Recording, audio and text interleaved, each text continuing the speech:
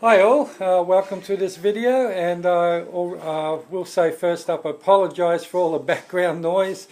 They're doing a bit of construction next door, and I've got the ice cream man running up the road ringing his bell, so there's a lot of noise around. Probably shouldn't be doing this video now, but I'm going to anyway. This video's topic really is about why it's important to learn chord inversions. Now there are quite a few different reasons why one should learn chord inversions. One main reason, I suppose, is so you can play accurately the musical shape of a song the way the original writer intended. So if I was playing a song and say C, G, F, C.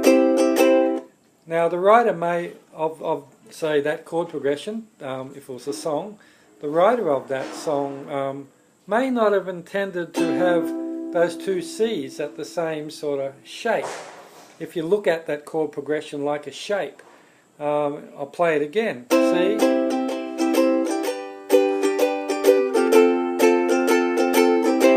so it sort of finishes and ends on the same C, same sort of level. If I actually use the chord inverted C, which is like your B flat shape, starting on the 3rd fret, it's a higher sounding C.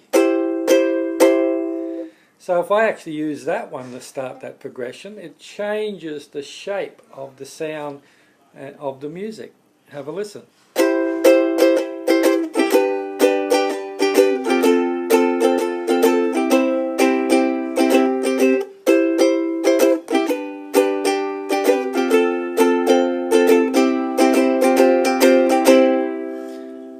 As opposed to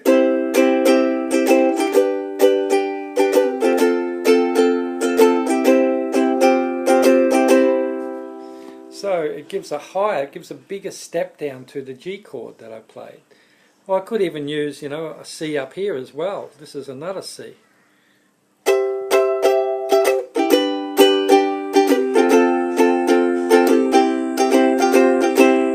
So there are many options, but so learning chord inversions actually allow you to play more accurately the song the way the writer intended it to be played. Same with, a song like 5'2", Eyes Are Blue. You've all heard it, 5'2", eyes are blue. Da da da da da da da da da da. Maybe that song, to play it more accurately the way the writer intended, you may need to use a combination of a few different inversions. Maybe up here.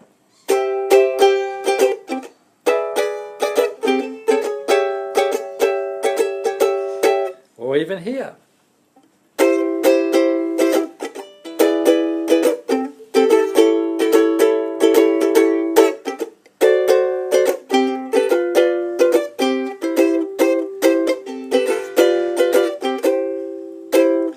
So that's one of the reasons why you'd want to learn chord inversions, to get the right shape to the sound of the song you're playing.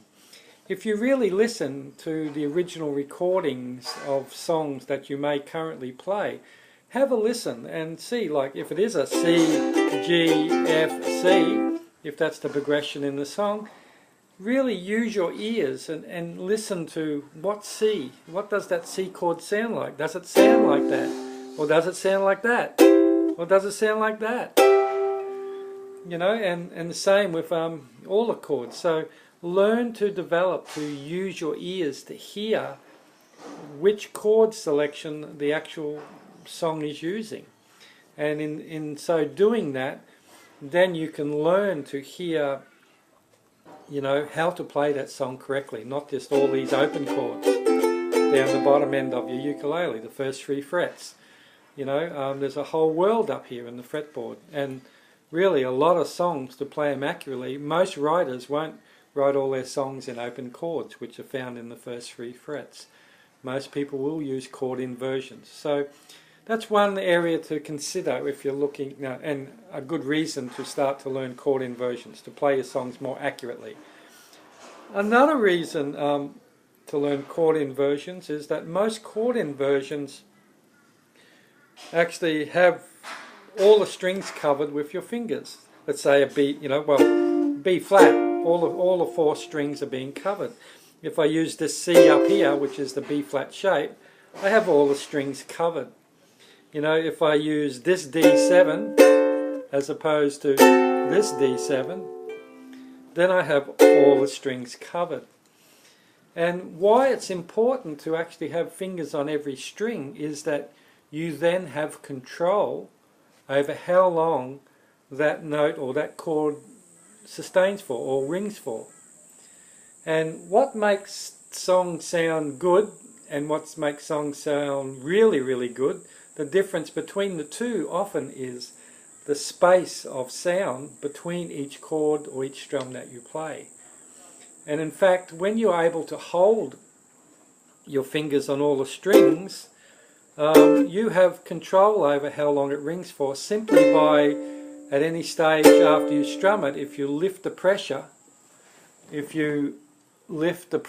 off the strings, it will stop ringing. I'll show you, give you an example.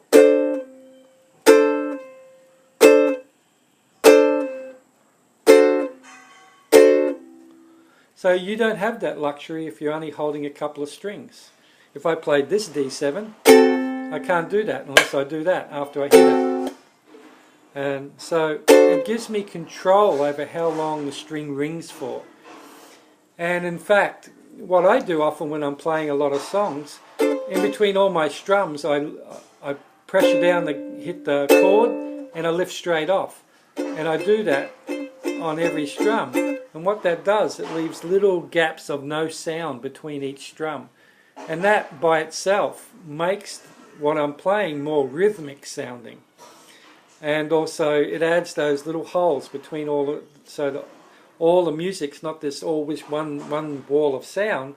You've got these little breaks in between which naturally enhance the texture of what you're playing.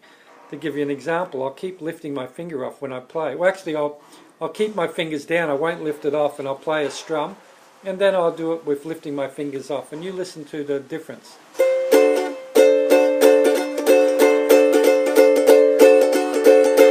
That's holding it down continually. Now I'll lift off.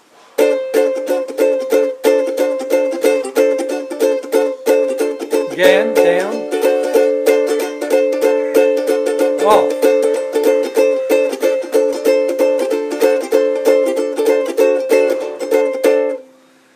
So just by lifting it on and off, I actually create a natural rhythm to the strumming that I'm doing. So that's another really good reason. If you're doing that a lot in your songs, you'll find your songs will just naturally sound a lot better, just simply by being able to do that. And as I said earlier, you can only do that if you're holding the 4 strings down. Because if you've got one string that you're not holding, even if I lift my fingers on and off, I still have the sound going because I'm not holding I haven't got a finger on that A string.